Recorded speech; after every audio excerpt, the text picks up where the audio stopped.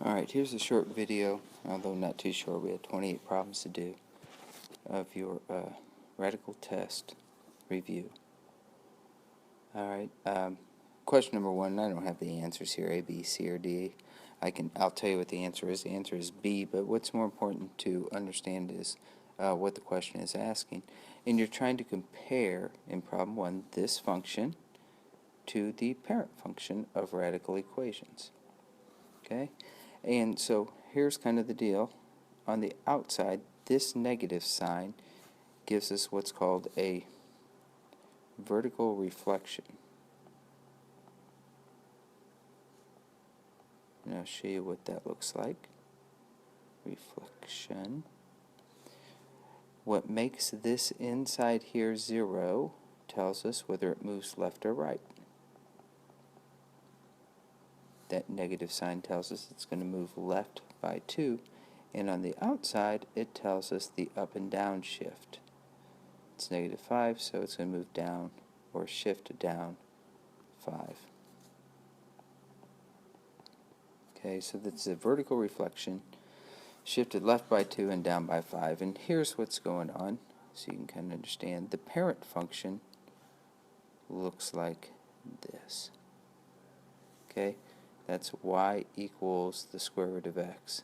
And it has ordered pairs that are pretty easy to generate. 0, 0. I plug in 0 for x.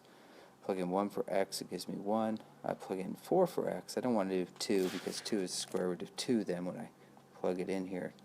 But 4 is a good thing to square root. So 0, 0, 1, 1, 4, 2. So this is like 0, 0, 1, 1, and about 4. 2 right there. So that's what the parent function looks like. What happens with the original, or this other function, oops, should have gone to the -5 there, is the x plus 2 causes it to shift left by 2. The -5 causes it to shift down by 5. And the negative on the outside causes it to be vertically reflected, so it's upside down. And so that's what the new function looks like. Now, in contrast to that is problem number 2. Number 2, if you notice, the negative sign is in front of the x inside the radical. That's going to cause a horizontal reflection. Okay, so if it's on the outside, it goes vertical, flips upside down. It's on the inside, it goes horizontal, flips left where it's normally shifted, or pointing to the right. Now it will point to the left.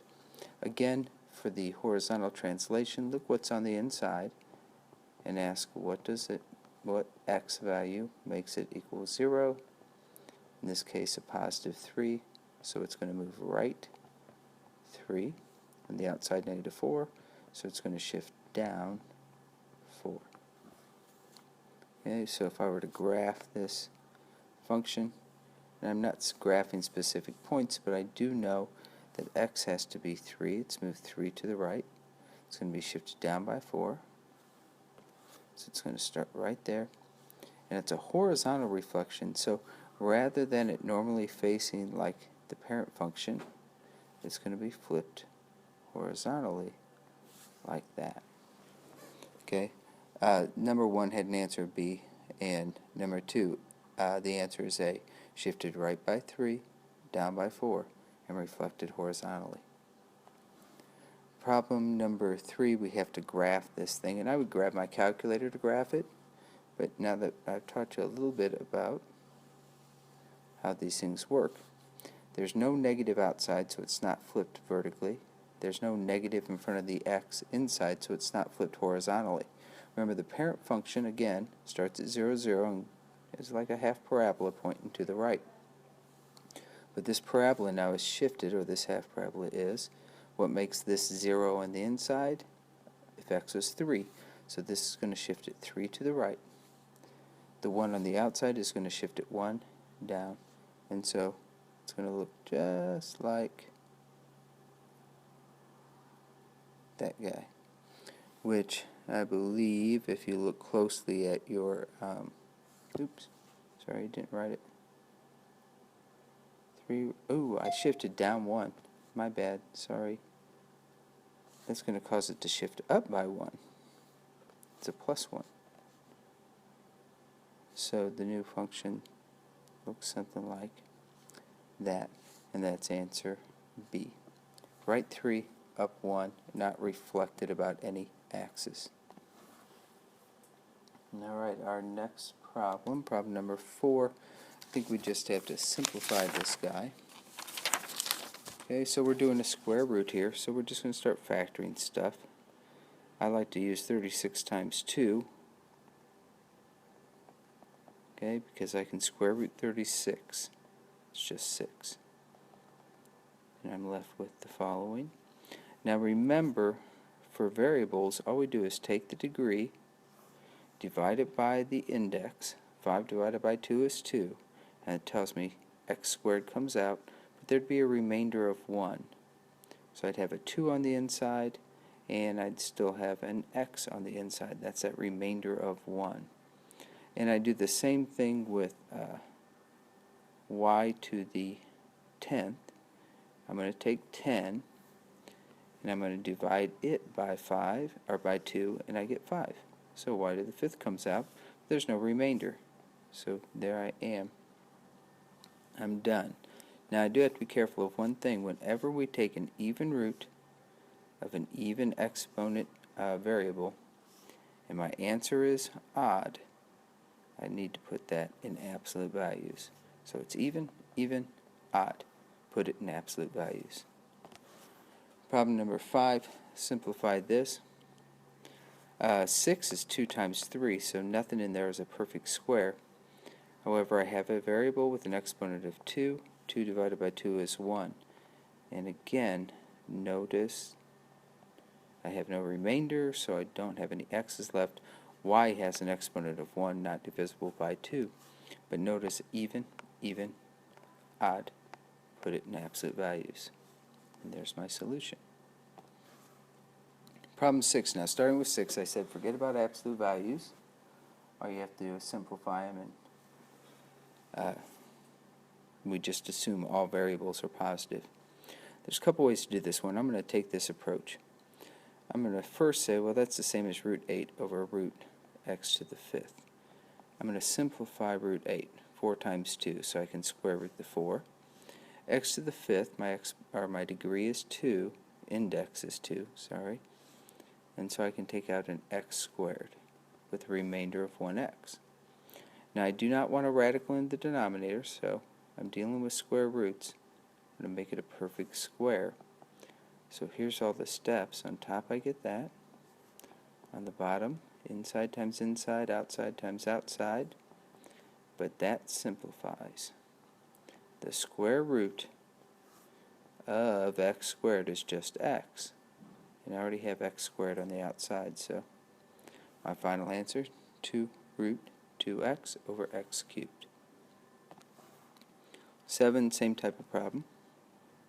This time I'm doing cube roots, so I'm going to factor 54 as 27 times 2. 27 is a perfect cube. It's 3 times 3 times 3. I'm going to think of x to the 8 as an x cubed squared, an x squared cubed, sorry. That gives me 6 x's, plus I have an extra 2 more. I'll think of y to the 12th as y to the 4th cubed, and z to the 5th as z cubed times az squared, giving me a total of 5 z's. Now remember, every time I get 3 of a kind, they get to come out. So I cube root 27, that's 3. I have 3 x squareds. I have 3 y to the 4th. I have 3 z's. And what's left inside? I still have the 2. I still have an x squared. And I still have a z squared. And there it is. I've simplified my radical. Problem 8, same type of problem, doing cube roots. 24, I'm going to think is 8 times 3 because the cube root of 8 is 2. X to the 7th, I'll think of as an x squared cubed. That's 6 of them. times an extra x. So again, every time I have 3 of a kind, they come out. So cube root of 8 is 2. So a 2 comes out that multiplies to give me 10. I have 3 x squareds. X squared comes out, which gives me x cubed on the outside, because I already had one x out there. Left inside, the cube root is a 3 and an x. And I'm done. Problem 9, they tell us we have a rectangle. They tell us the dimensions, which I've marked here. Find the area. Well, area of a rectangle is length times width, so I just have to do 3 plus root 2 times 5 minus root 2. The length times the width. Okay, this is a FOIL problem. It's really what we call distributing. So that's 15 minus 3 root 2. I distribute. I get 5 root 2's. And here I get a negative because I got positive times negative. And root 2 times root 2 is root 4, which is just 2. Now I combine any like terms. So 15 minus 2 is 13. And right here that's 2 root 2's. So 13 plus 2 root 2. Problem 10, they give us the dimensions of a rectangle, tell us to find the area. Well, we have to remember area is total distance around. Well, I'm dealing with a rectangle, so opposite sides are congruent. So I'm just going to take a walk around this thing and add up all of the sides. Oops. Minus root 2, another 3 plus root 2, and a 5 minus root 2. So if I look at all my root 2's, those add up to 0, those add up to 0. I have no root 2's left, but I do have some integers here. That's 8 and 8, 16. So when I added up all the sides, I get a length or a perimeter of 16, and we should put feet because they told us the length and width were measured in feet.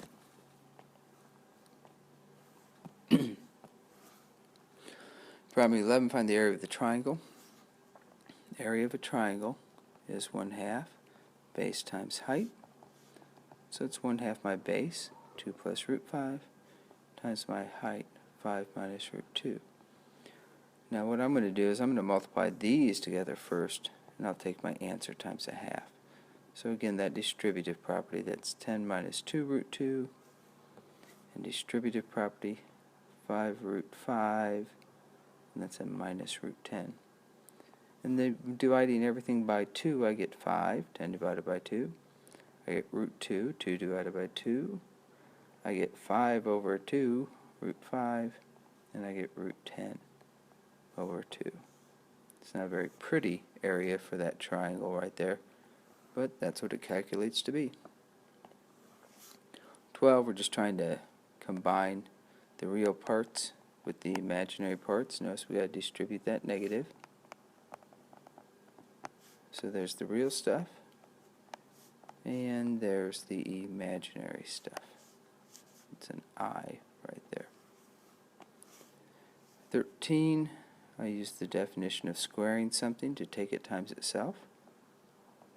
Again, a FOIL problem or a distributive problem. 16 minus 20i, negative 20i, plus 25i squared. And so this, remember, I squared equals negative 1. So I've got 16 minus 40 i's. And I squared being negative 1 gives me minus 25. And that looks like it gives me negative 9 minus 40 i's. 14, I want to rationalize that denominator. That's a radical binomial, so I take it times the conjugate. Remember, the conjugate has a different sign in front of the radical. Top, I distribute. And when I multiply conjugates, I only have to really worry about the first terms and the last terms, because the inside and outside will cancel. That's 9 minus 2 on the bottom, square root of 4. And so 18 plus 6 root 2 all over 7. 15I to the 23rd. What we're going to do there is we're going to rewrite that as I to the 4th raised to the 5th power. That gives me 20 i's times another I cubed. Well, I to the 4th is 1. And I cubed is negative I. So that's 1 times negative I, or negative I. Alright, that takes care of problem number 15, negative I. Problem number 16, the problem with number 16 is I have this complex number on the bottom. That I, remember, represents a square root of negative 1. So I multiply it by the complex conjugate, which has a different sign in front of the imaginary part of it. See, it was a minus sign, now it's a plus sign. On top, I have to distribute. That's 6I plus 15I squared. On the bottom, again, these are conjugates, so I only need to multiply the first and the last, because inside and outside will cancel each other. So the first, give me the positive 4, and the last, give me negative 25, 5 times 5, I squared. Now remember, I squared is negative 1. That's part of the definition of what the imaginary number is. So every time I see an I squared, I change it to a negative 1, and I multiply it by whoever it's multiplied by. Same thing on the bottom here. That's 4 minus 25 times I squared, so that becomes plus 25. Okay, so I get 6I minus 15 all over 29. But in general, what we do is we usually write the real part first, the 6I, the imaginary part, second, and then over the denominator. Problem 17, two radicals here. Simplify the radicals first. I'm going to take an I out. It's square root of negative 1. I'm going to factor 48. The second radical, I'm going to take out a negative, or take out an I. And I could factor the 6 if I wanted to, just to see what's inside of it. Okay, so let's take a look at what we have here now. Oops, I forgot my x underneath that one. So on the outside, when I multiply, that's I squared. Remember, that's equal to negative 1, so we're going to change that in a second. And then the other stuff, when you multiply, we just take the stuff under the radical times the stuff under the radical. So I'm just kind of writing things so it's all factored and I can see it. But look, there's my 16. There's my 3. There's that 3, this 2, and then there's 3 x's, and then this 4th x. And the reason I wrote it that way is so you can see that, hey, I can square root of 16, so a 4 comes out. I already got that I squared out there. Oh, I got a pair of 3's, so a 3 comes out. I got a pair of x's, so an x comes out. Another pair of x's, so an x comes out. The only thing that doesn't have a partner to come out with is this 2 right here, so he stays in. And then on the outside, I just clean that thing up. It's 3 times 4, 12. X times x, x squared. I squared is negative 1. Remember, I'm multiplying when it comes out, so it'd just be negative 1 times 12, and I'm left with a 2. And there is my simplest radical form. 18, the conjugate of that. I've spoken about conjugate several times. Conjugate, you just change the sign of the imaginary part. The only difference is that plus becomes a minus, and these two complex numbers are called conjugates, or complex conjugates. X to the 4/5 times, gosh, y to the 2/3. That's kind of strange. I think maybe I wrote that down wrong. Oh, right, it is a single radical. Nope. Alright, this 5 means 5th root, 3 means cube root. I got to write these with the same denominator. So I'm going to go for 15, the least common multiple of 5 and 3. Okay, so I've taken this first one times a 3 over 3. That gave me the 12 over 15. And the 2/3 times 5 over 5. And now they're both 15th roots. So now I can write them as a radical, the 15th root of x to the what power? 12. Y to the what power? 10. And I'm done. 20, we have to write this in exponent form. Okay, this is the power to a power rule here, where I can multiply exponents. 2/3 times -1/2 is -2/6, or -1/3. Now, if we're allowed to have negative exponents, we'd be done, but we're going to try and write this without a negative exponent. So this negative exponent means I want the reciprocal of the entire problem. So the x goes to the bottom. Now it's to the 1/3 power. I don't want a radical in the bottom, so I'm going to take it times x to the 2/3. 1 times x to the 2/3 is x to the 2/3. 1/3 plus 2/3, common bases, we add exponents.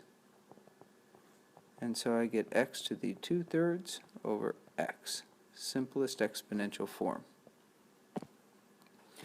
21, we have to graph this guy. You, of course, can use your calculator for the graphing problem. We'll do it by hand here really quick. I'm trying to make each little square equal to 1. Step 1, take the stuff under the radical, and it has to be positive. So the x's I plug in have to be bigger than or equal to 2. So I'm going to plug in a 2. So I put 2 in for x. I get 0. Square root of 0 is 0 plus 1. I get a 1. So 1, 2, 1. I guess I'm going every 2 squares is 1. So there is my first point at 2, 1. Next thing I'll plug in is a 3. 3 minus 2 is 1. Square root is 1 plus 1, 2. So at 3, it goes through 2. About like that. 4 doesn't work very well, because 4 minus 2 is 2. 5 doesn't. 6 works well. If I plug in a 6, I get 6 minus 2, which is 4. Square root of 4 is 2, and 2 plus 1 is 3, so it goes through 6, 3.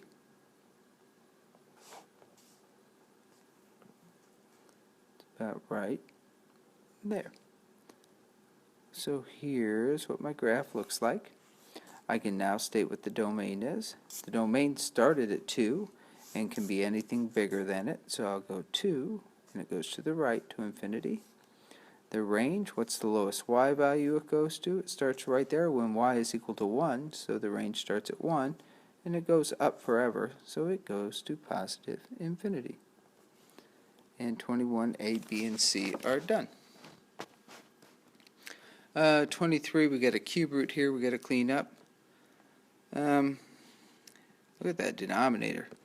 It's got a perfect square root in there, but I need a cube root, so I need an extra y.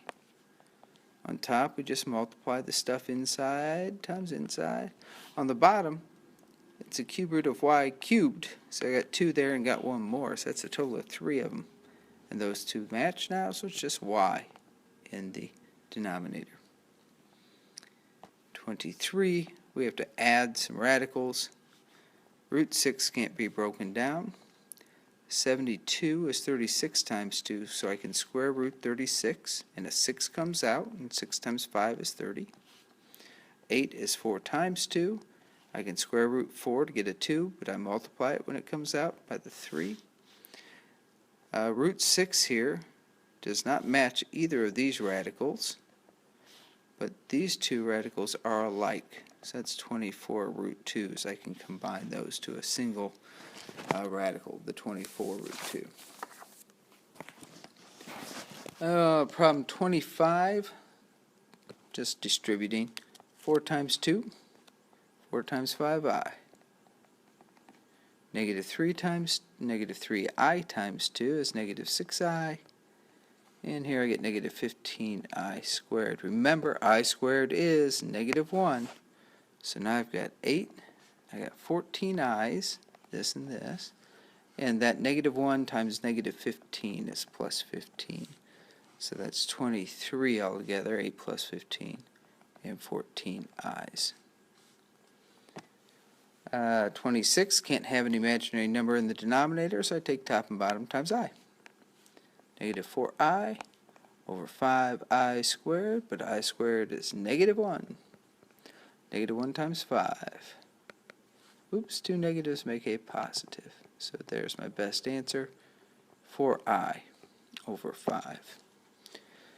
27, this is a radical equation. You want to get the radical by itself, and you want to square both sides. When I square root x, I just get x. So x is 225. And finally, 28, this is the toughest problem on there. Radical equation, I'm going to isolate the radical on the left. Okay, now I'm going to square both sides. On the left, I get 2x minus 1. On the right, remember what it means to square something. You have to take it times itself, like that. So I get 16 minus 8 root x plus x. I have to solve this new equation, but this new equation is still a radical equation. So I'm going to take this x to the other side by subtracting it. Take the 16 to the other side by subtracting it. I get negative 8 root x. I'm going to square both sides at this point because I want to get rid of this new radical that I have. So I square the left and square the right. I get x squared minus 34x plus 289 equals 64x. See, I squared the 8 and the root x. That gives me x squared minus 34, oops, not minus 34x. I'm going to bring that 64x over, so minus 98x plus 289 equals 0. Now I can solve this, and I would use the quadratic formula. When I solved it with the quadratic formula, I came up with 49 plus or minus 8 root 33. And I think if you check these, only this solution works. Okay? Boy, if this was a multiple choice problem, I would certainly grab my calculator, graph the left, graph the right, and look where they intersect. Alright, that's almost a half-hour video. I'll get this uploaded, and good luck tomorrow on the test.